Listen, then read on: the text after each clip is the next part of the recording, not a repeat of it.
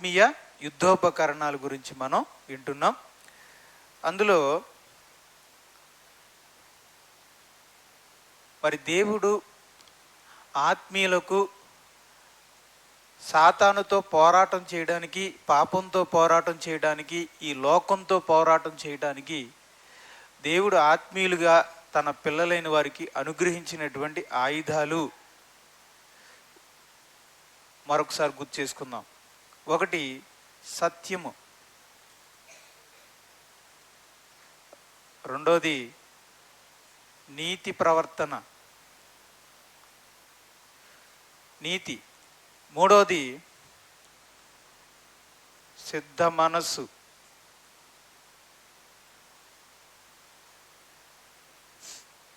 నాలుగోది ఏంటండి? విశ్వాసము, 5 రక్షణ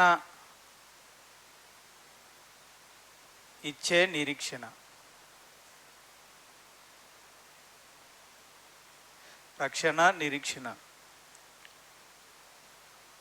6వది దేవుని వాక్యం,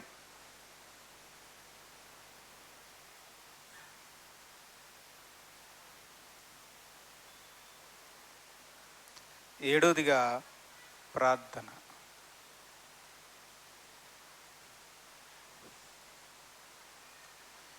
ఈ 7 కూడా దేవుడు ఆయన పిల్లలమైన మనకి ఆత్మలో పోరాటం చేయడానికి, సాతానుతో, పాపంతో, లోకముతో, శోధనతో పోరాటం చేయడానికి దేవుడిచ్చినటువంటి అదృశ్యమైనటువంటి ఆయుధాలు ఏంటవి? సత్యం, నీతి, సిద్ధ మనసు. సరే చెప్పండి, వెనకాల చెప్పండి. అయితే సత్యము, నీతి, సిద్ధ మనసు, విశ్వాసం, రక్షణ, నిరీక్షణ, దేవుని వాక్యం, ప్రార్థన. రైట్. మనం భూ సంబంధులం కనుక ఆత్మ సంబంధమైన వాటిని మనం పూర్తిగా గ్రహించలేకపోతున్నాం. లోకంలో ఉన్న వాటికి విలువనిచ్చే మనం ఆత్మ సంబంధమైన వాటి యొక్క విలువని గ్రహించలేకపోతున్నాం. మనం దృశ్యమైన వాటిని చూసేవాళ్ళం, కానీ అందువల్లే అదృశ్యమైన వాటిని నిదానించి చూడలేకపోతున్నాం. కానీ మనం ఎప్పుడైతే, ఒక విశ్వాసి ఎప్పుడైతే దేహం కంటే ఆత్మ విలువైంది, కనబడే వాటికంటే కనబడనివి విలువైనవి, లోకం కంటే పరలోకం గొప్పది అన్న విషయం ఎప్పుడైతే ఒక విశ్వాసికి పూర్తిగా గ్రహింపవుతుందో అప్పుడు ఆత్మ సంబంధమైన ఈ విషయాలు, ఈ ఆయుధాలు ఎంత విలువైనవి అన్న విషయం అర్థమవుతుంది.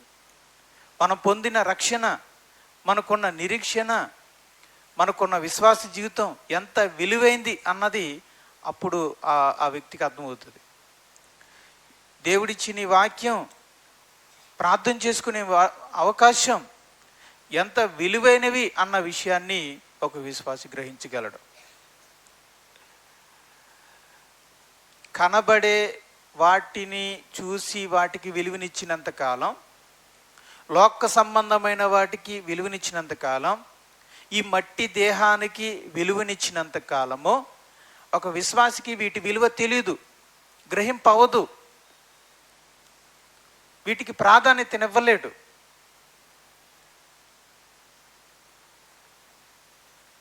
సంఘం అన్నా, సంఘ సహవాసం అన్నా, బైబుల్ అన్నా, ప్రార్థన అన్నా, ప్రార్థన కూడికలన్నా ఆ విలువ తెలియాలంటే అదృశ్యమైన వాటిని నిదానంగా చూసేవాడే ఉండాలి. ఆత్మ యొక్క విలువేంటో, దేహము కంటే ఆత్మ ఎంత విలువైందో గ్రహించిన వాడే ఉండాలి.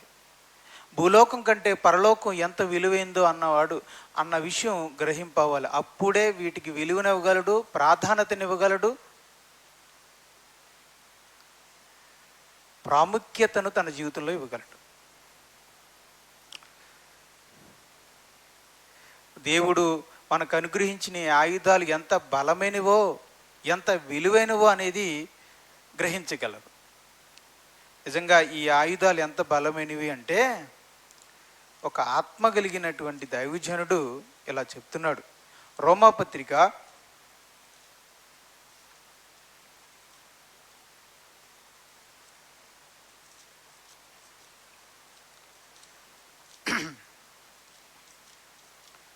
'ప్రియులారా, మరి కొరింథీయులకు రాసినటువంటి 2వ పత్రిక,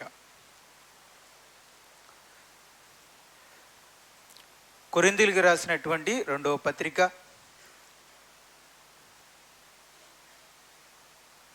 10వ అధ్యాయం,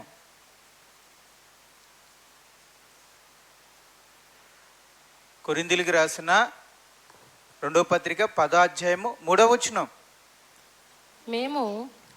మేము శరీరధారులమై నడుచుకొనుచున్నాను, శరీర ప్రకారము యుద్ధము చేయము. కాబట్టి ప్రభు యేసుక్రీస్తు వారి సంబంధులు, క్రీస్తు సంబంధులు శరీర రీతిగా యుద్ధము చేయరు. ఆనాడు యేసుక్రీస్తు వారిని బంధించడానికి సైనికులు వచ్చారు. ఆ పక్కనే 12 మంది శిష్యులు, 11 మంది శిష్యులు ఉన్నారు. యేసుక్రీస్తు వారిని పట్టుకుంటూ బంధిస్తున్నప్పుడు ఆయన సంబంధులైన ఆ 11 మంది ఏం చేశారు? ఎదురు తిరిగి వారి మీద దాడి చేశారా? లేదు. పేతురు ఒకవేళ ఎదురు తిరిగితే యేసుప్రభు ఏమన్నాడు? కత్తి పడై, మన పోరాటం కత్తితో కాదు, మన పోరాటం ఆత్మ సంబంధమైనది. అదే మాట పిలాతుకి చెప్పాడు. నువ్వు రాజువా అన్నప్పుడు యేసుప్రభు ఏమన్నాడంటే, అవును నేను రాజునే, కానీ నా రాజ్యం ఈ లోక సంబంధమైనది కాదు, నా సంబంధులు ఈ లోక సంబంధులు కారు. వారు ఒకవేళ ఈ లోక సంబంధులైతే నేను మీకు అప్పగింపకుండునట్లు వారు నా గురించి పోరాటము చేసేవారే. అంటే దేవుడు తన సంబంధుల్ని, యేసు ప్రభు తన సంబంధులు ఎలా చూడాలనుకుంటున్నాడు? శరీర సంబంధులుగా, శరీర సంబంధమైన పోరాటం చేసేవారిగా చూడాలనుకోవటం లేదు. పేతురు ఒకవేళ శరీర సంబంధిగా ఒక కత్తి పట్టుకుని పోరాటం చేస్తే యేసు ప్రభు ఏమన్నాడు? వద్దు, ఆ పోరాటం మనం చేయకూడదు. నా సంబంధిగా, ఉదాహరణకి యేసు ప్రభు ఉన్నాడు అనుకోండి, యేసు ప్రభు దగ్గర శక్తులు ఉన్నాయా లేదా? ఆ శక్తుల ద్వారా ఆయన శరీర సంబంధంగా పోరాటం చేయొచ్చా లేదా? యోధా వారితోనూ రోమా ప్రభుత్వంతో పోరాటం చేయొచ్చా లేదా? చేయగలడు. ఒక బలమైన తుఫాన్ రమ్మంటే వస్తాయి, పిడుగులు కురపమంటే కురుస్తాయి. కానీ యేసు ప్రభు తన శక్తిని ఉపయోగించి శరీర సంబంధంగా పోరాటం చేయలేదు. అలాగే తన సంబంధులను కూడా ఒకవేళ తన సంబంధుల్లో ఎవరైనా శరీర రీతిగా పోరాటం చేస్తే యేసు ప్రభు ఏమన్నాడు? అలా పోరాటం చెయ్యొద్దు. ఇక ఆ విషయాన్ని మనం గమనించి ఈ విషయంలో ఎదగాలన్నమాట. ఇప్పుడు మీకు ఒక విషయం చెప్తాను, చూడండి. అంటే ఎవరైతే విశ్వాసులమైన మనం శరీర రీతిగా పోరాటం చేసినంత కాలం ఆత్మీయ పోరాటం సరిగ్గా చేయలేం. లోకస్తులతో శరీర రీతిగా పోరాటాలు చేసి కత్తులు ఇచ్చుకుని, గొడవలు ఇచ్చుకుని, లేదా కర్రలు ఇచ్చుకుని, లేదా నోటి మాటలు ఇచ్చుకుని, కోపాన్ని ఇచ్చుకుని మనం ఈ లోక సంబంధులతో లోకరీత్యా పోరాటం చేస్తూ ఉంటే ఆత్మ సంబంధంగా మనం పోరాటము చెయ్యలేం.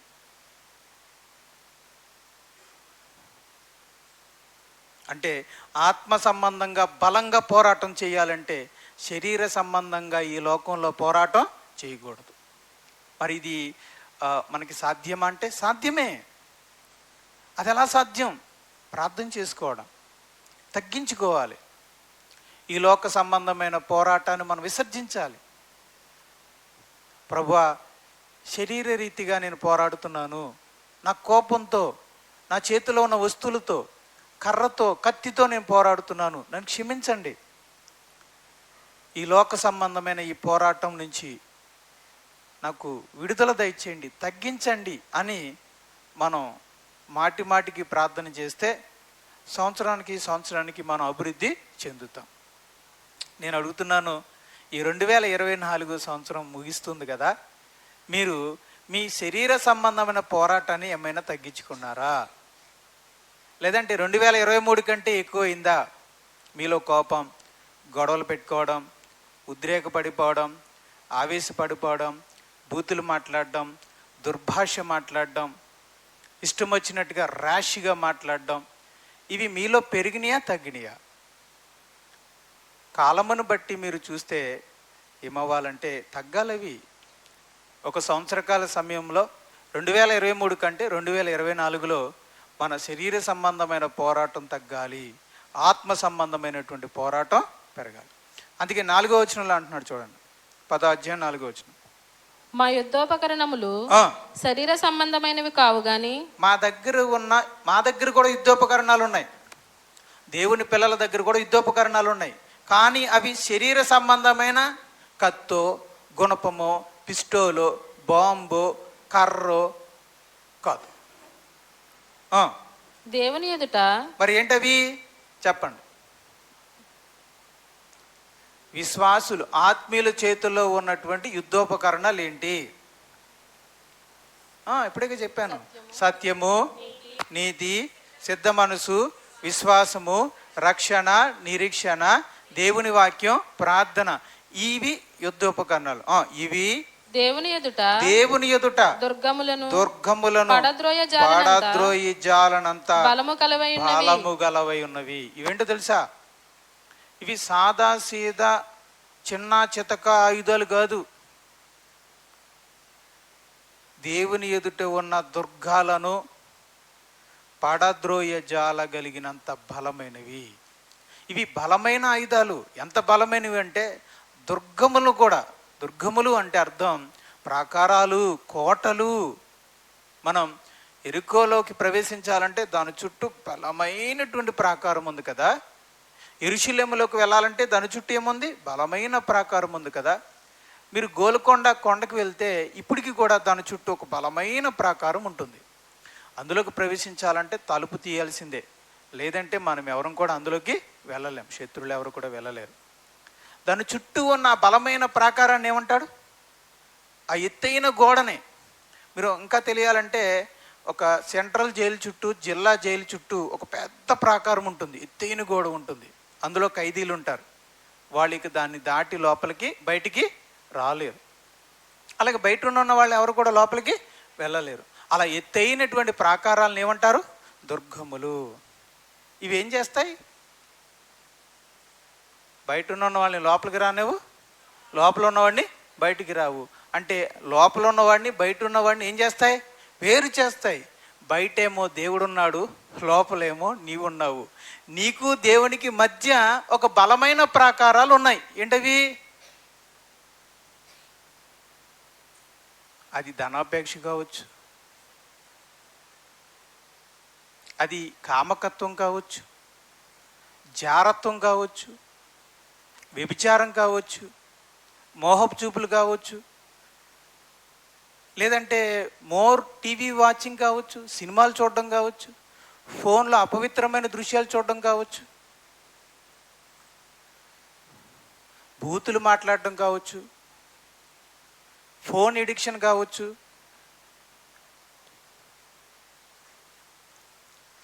ఎగతాళి కావచ్చు, దొంగతనం కావచ్చు, అసూయపడడం కావచ్చు, మచ్చరపడడం కావచ్చు, మనుషుల్ని ద్వేషించడం కావచ్చు, మోసం చేయటం కావచ్చు. ఇలా ఇవన్నీ కూడా దేవునికి మనకి మధ్యలో ఉన్న బలమైన కోటలు. ఒక్కొక్క విశ్వాసికి కొన్ని కోటలు ఉంటాయండి, కొన్ని దుర్గాలు ఉంటాయి, అడ్డుగా బలంగా ఉంటాయి. నేను చెప్పినవేమీ చిన్న చితక విషయాలు ఏం కాదు. కొంతమందికి ఆ ఒక్కటి అడ్డుపడిపోతుంది, ఒక్క ప్రాకారం. ప్రవీణ్ సహోదరులు ఒక వర్తమానం చెప్పారు. క్షేమాభివృద్ధి కూడికల్లో ఒక వర్తమానం చెప్పారు, గుర్తుందా? 3వ రోజు చెప్పారు ఆయన. ఏంటి ఆ వర్తమానం? నీలో కొదువైనది ఏమిటి? నీలో ఒకటి కొదువుగా ఉన్నది. రైట్. ఇప్పుడు అక్కడికి యేసు ప్రభు దగ్గరికి వచ్చిన ఆ యవనస్తుల్లో అన్నీ బాగానే ఉన్నాయి. కానీ ఒక్కటే కొదువుగా ఉంది. ఏంటది? ధనాపేక్ష, ధనాశ. ఈ ధనాశ అనేది ఉండడం వలన అతడు యేసు ప్రభు దగ్గరికి రాలేకపోయాడంటే ధనాశ అనేది ఎంత ఎత్తుగా ఉంది? అతన్ని యేసు ప్రభు దగ్గరికి వెళ్లకుండా ఎత్తైన ప్రాకారముగా ఉంది. కాబట్టి ఇప్పుడు ఆ యవనస్తుడికి ఉన్న దుర్గం ఎవరో? ధనాపేక్ష. అలాగే ఈ రోజున మీరు దేవుని సన్నిధిలో ఎదగడానికి, ప్రభు దగ్గరికి రాలేకపోవడానికి, ఈరోజు సంఘానికి రాలేకపోవడానికి, సమాజముగా కూడుకోవడానికి రాలేకపోవడానికి, బైబిల్ చదవడానికి, ప్రార్థన చేయడానికి, యేసు ప్రభుతో కలిసి పరిశుద్ధమైన జీవితంలోకి నడవలేకపోవడానికి మీలో ఏది బలంగా ఉంది కారణం? అది ధనాపేక్ష, కామకత్వమా, లేదా టీవీయా, అది ఫోన్ ఎడిక్షనా, అయితే దొంగతనమా, మోసమా, అసూయతనమా, మత్సరమా, ఓచుగోలేనితనమా? ఏదైతే ఉందో అది మీ జీవితంలో ఎత్తైన ప్రాకారం. మరి ఆ ఎత్తైన ప్రాకారాన్ని బద్దలు కొట్టే ఆయుధం ఉండాలి కదా. ఆ బద్దలు కొట్టే ఆయుధమే ఇదిగో 7 ఆయుధాలు. మనలో ఉన్న, మనల్ని దేవుని దగ్గరికి వెళ్లకుండా, దేవుడు మన దగ్గరికి రాకుండా మధ్యలో ఎత్తైన ప్రాకారాలుగా ఏవైతే ఉన్నాయో ఆ ఆటంకాలను బద్దలు కొట్టే, పడద్రోయగలిగే బలమైన ఆయుధాలే ఈ 7 అన్నమాట. మరి చిన్న చితక ఆయుధాలు ఏంటివి ఏమండి? కనుక ఈ 6 ఆయుధాలు ధరించుకుని 7వ ఆయుధము ద్వారా, ప్రార్థన ద్వారా మనం ఈ 6 ఆయుధాలను ఉపయోగించగలిగితే మన జీవితంలో ఉన్న ఎత్తైన బలమైన ఆ ఎరుకో గోడల కంటే, యెరూషలేము గోడల కంటే బలముగా ఉన్నటువంటి ఆ ప్రాకారములు కుప్పగూలిపోతాయి.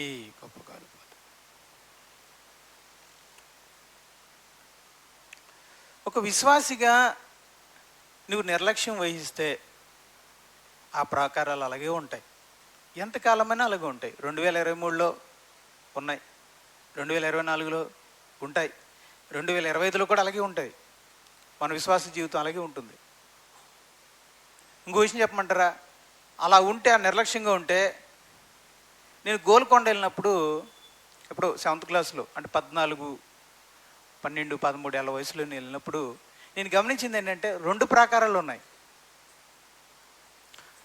కోటకు దూరంగా ఒక ప్రాకారం ఉంది, దాంట్లో ఊరుంది. కోట దగ్గరికి వెళ్ళినప్పుడు ఇంకో ప్రాకారం ఉంది. అంటే ఊరిలోకి ప్రవేశించాలంటే ఒక ప్రాకారం, ఆ ఊరు లోపల మళ్ళీ కోట దగ్గరికి వెళ్ళాలంటే మరొక ప్రాకారం. అప్పుడు ఎన్ని ప్రాకారాలు ఉన్నాయి? 2. కోటకి, అంటే కోట దగ్గరికి వెళ్ళాలంటే ఎన్ని ప్రాకారాలు దాటాలి? 2. గోల్కొండ అనే కోటకు మనం వెళ్ళాలంటే 2 ప్రాకారాలు దాటాలి. కాళ్ళతో చూసుకోండి.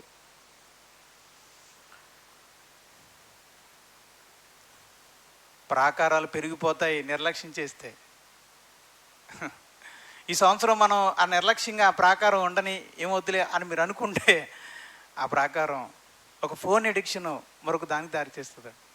అది మరొక దానికి దారి చేస్తుందండి. అది మరొక దానికి లేజినెస్, సోమరిపోతుతనం, తిండిపోతుతనం.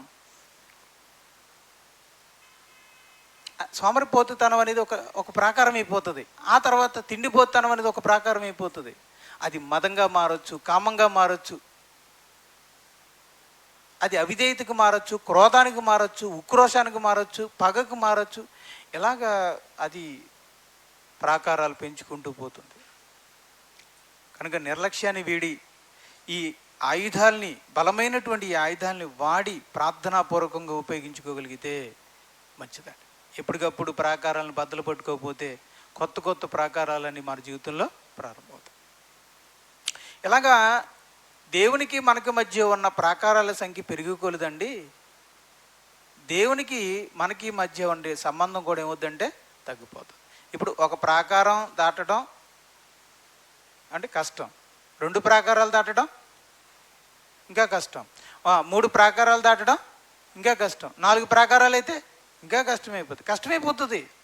నువ్వు మరలా దేవుని దగ్గరికి రావడానికి కష్టమైపోతుంది. నేను అడుగుతున్నాను, మీ హృదయంలో మీ ఆత్మలో దేవునికి నీకు ఉన్న దూరం పెరిగిపోతుంది. నువ్వు దేవుని సన్నిధికి వచ్చినా నీ హృదయంలో నీకు దేవునికి మధ్యన దూరం పెరిగిపోతుంది. మరలా నువ్వు హృదయంలో దేవునికి దగ్గర అవ్వాలంటే చాలా కష్టమవుతుంది. అందుకే విశ్వాసి అయిన వాడు ఈ 7 ఆయుధాలని చక్కగా ఉపయోగించుకొని ఎప్పటికప్పుడు తనకు దేవునికి మధ్య ఏర్పడుతున్న ఆ ప్రాకారాలు ఏంటో గుర్తించి బద్దలు కొట్టగలిగితే మంచిది క్షేమం. అందుకే ఈ విషయంలో విశ్వాసి ఎలా ఉండాలి? మెలకువ కలిగి ప్రార్థన చెయ్యండి అని అందుకే అన్నాడు. మెలకువగా ఉండి ప్రార్థన ఎందుకు చేయమన్నాడంటే చెప్పలేం నీకు దేవునికి మధ్య ఏ ప్రాకారం వచ్చేసిందో ఈ మధ్యకాలంలో. కనుక ఎప్పుడు కూడా విశ్వాసి గమనించుకోవాలి, ఏమండి ఈ కర్మ ఎంతకాలం అండి అనంటే, ఈ భూమి మీద ఈ దేహము ధరించినంత కాలము మనకి ఇబ్బంది తప్పదు. అంటే కర్మ అంటే మన భారతీయులు ఎలా మాట్లాడతారంటే ఇబ్బంది, ఈ ఇబ్బంది ఎంతకాలం అండి అని మీరు అనవచ్చు. ఎంతకాలం అండి ఈ పోరాటం, ఎంతకాలం అండి ఈ ఇబ్బంది అని అంటే, చూడండి కొరింథీయులకు రాసిన 2వ పత్రికలోనే 5వ అధ్యాయము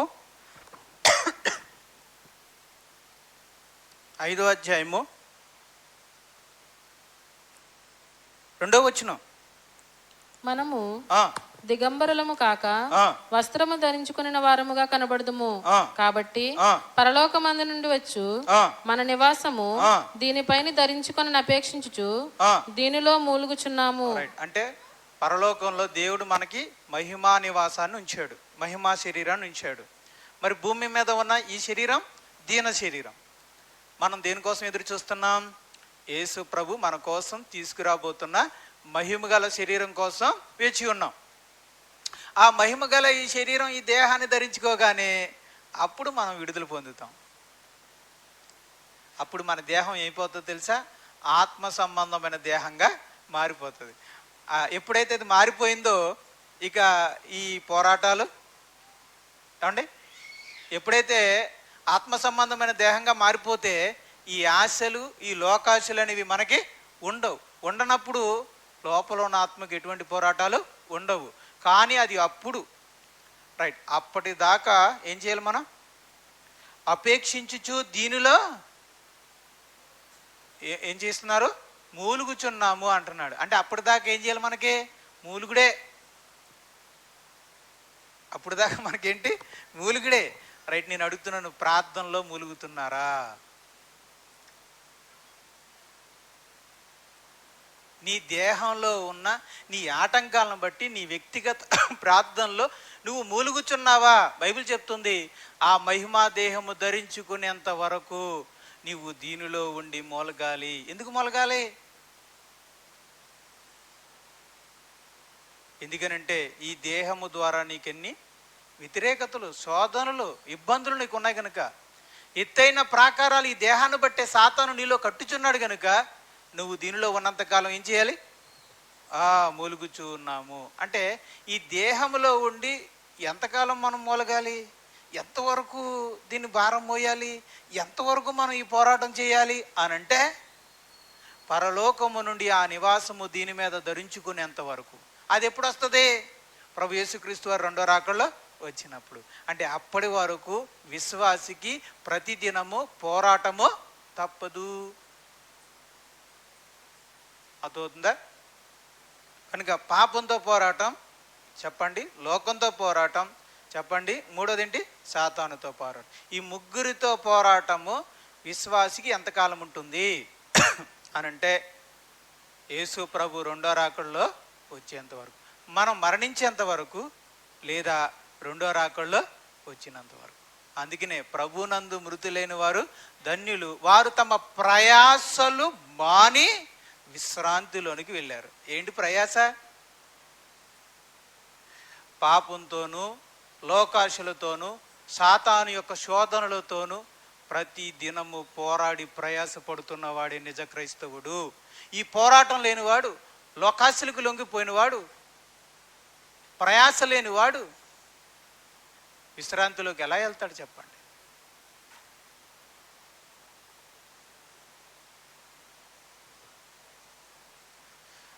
వారు తమ ప్రయాసలు మాని విశ్రాంతిలోనికి వెళ్ళారని వాక్యం చెప్తుంది. ప్రయాస అనేది ఉంటేనే కదా విశ్రాంతిలోకి. అంటే ఈ భూమి మీద ఒక విశ్వాసిగా మనలో ప్రయాస లేకపోతే, పాపానితో మనం రాజీ పడిపోతే, లోకాశలతో మనం నిండిపోతే, ఆహ్వానించేస్తే, సాతాను యొక్క శోధనలో మనం పడిపోయి ఉంటే, వాడితో మనకి ఎటువంటి ప్రతిఘటన, వాడితో మనకి ఎటువంటి పోరాటం లేకపోతే మనలో ప్రయాస లేనట్టే.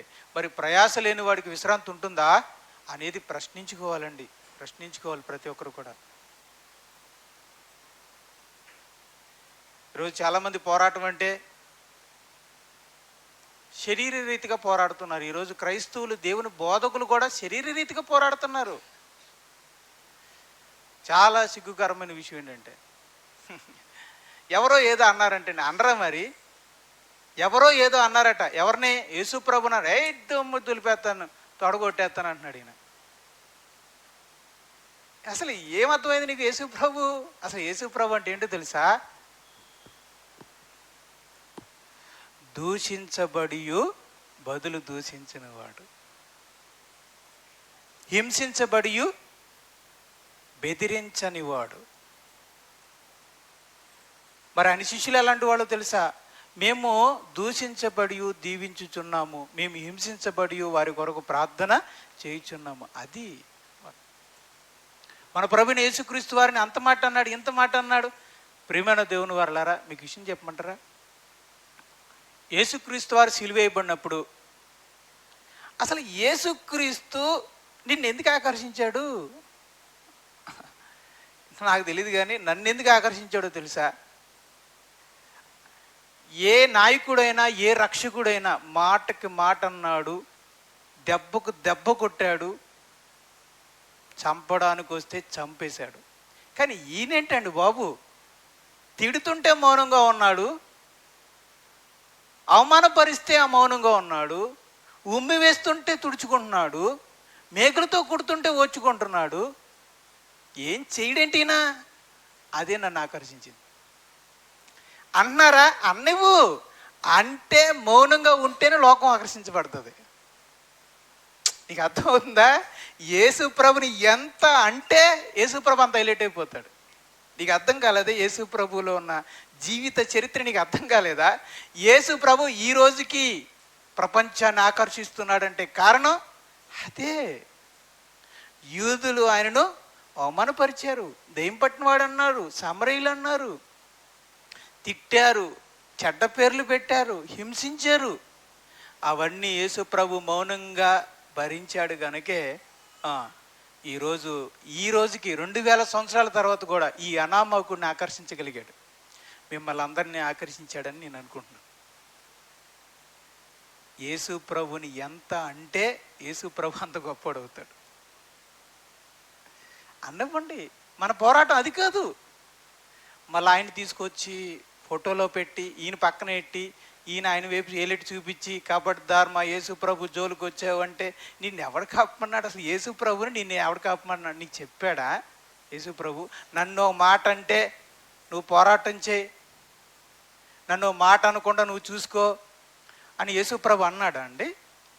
చూడండి, యోహాను సువార్త. నా టాపిక్ డైవర్ట్ అవుతుంది, అయినా ఒక్క విషయం నేను చెప్పి ముందుకు వెళ్తాను. యోహాను సువార్త 18వ అధ్యాయము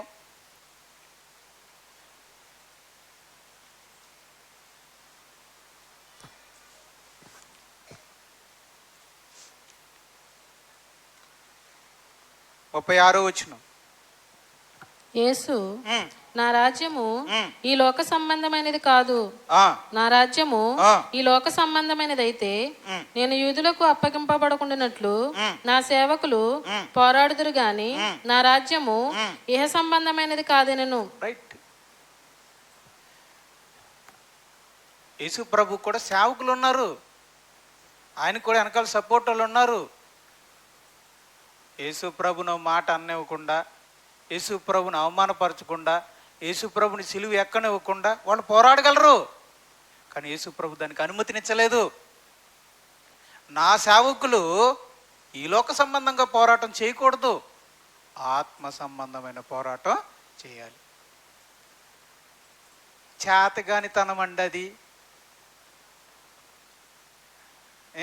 చేతగానితనం అండి అది అని పేరు ఎడుతున్నారండి, రెచ్చగొడుతున్నారు. అలాంటి మాటలు రెచ్చిపోకండి. అలా అనుకుంటే రోమా సైనికుల దగ్గర నువ్వు రాజువయ్యా క్రీస్తువయ్యా అని ఎగతాళం చేసినప్పుడు యేసు ప్రభు మౌనంగా ఉన్నాడే, అది చేతగానితనమా? నువ్వు అన్యాయం చేశావు, నువ్వు అక్రమం చేశావు, దేవాలయాన్ని పడగొట్టగలని అన్యాయమైన మాటలన్నీ అంటుంటే యేసు ప్రభు మౌనంగా ఉంటే పిలాతు అన్నాడు, యెహోవా నోరు తెరిచి మాట్లాడవేంటివయ్యా, నిన్ను ఇదే నువ్వు మాట్లాడితే కదా నేను కాపాడగలను అని అన్నాడే. అప్పుడు ఆ సమయంలో యేసు ప్రభు మౌనంగా ఉండి నోరు తెరలేకపోయాడే, అది చేతగానితనమా? కాదు, అదే ఆత్మీయ పోరాటం.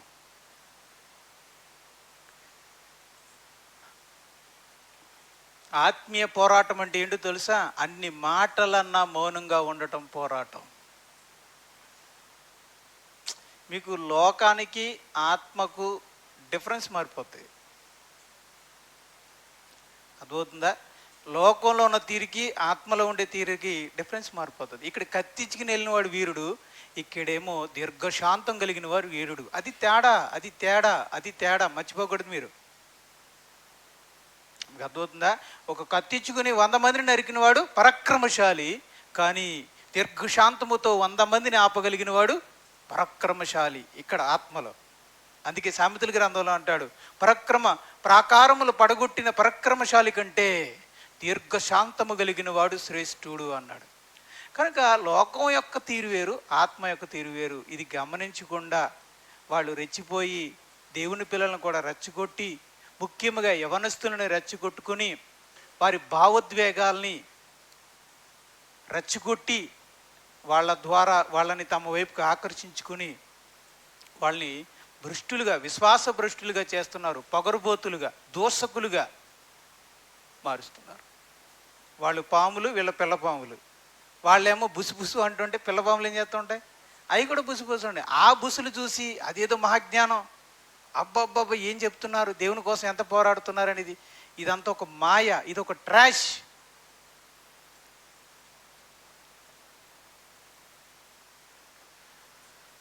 ప్రియమైన దేవుని వారలారా,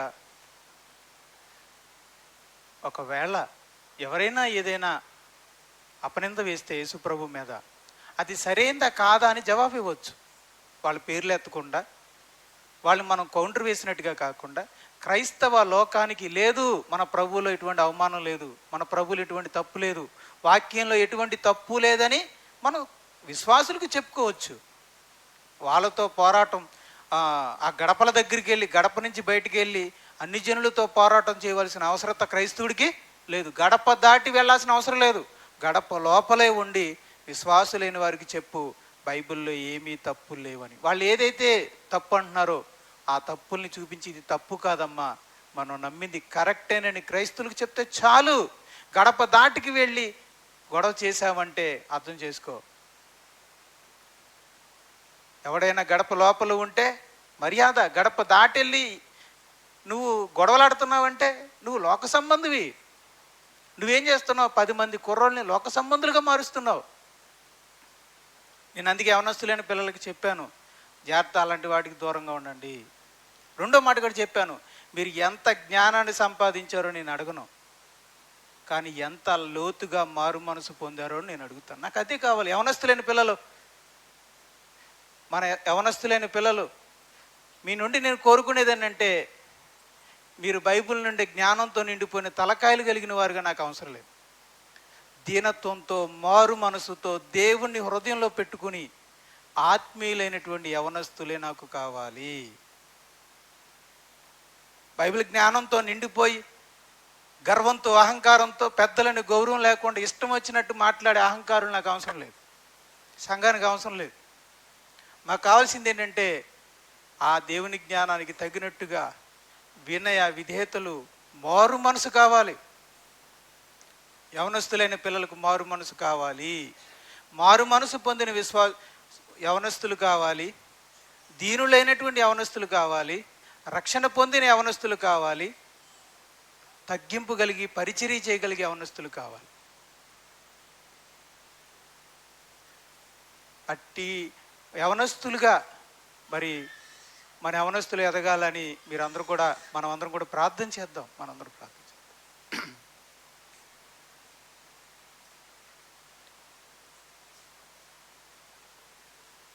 మన పోరాటం లోక సంబంధమైంది కాదు, మన పోరాటం ఆత్మ సంబంధమైందని చెప్పడానికి నేను ఇక్కడికి వచ్చాను. రైట్.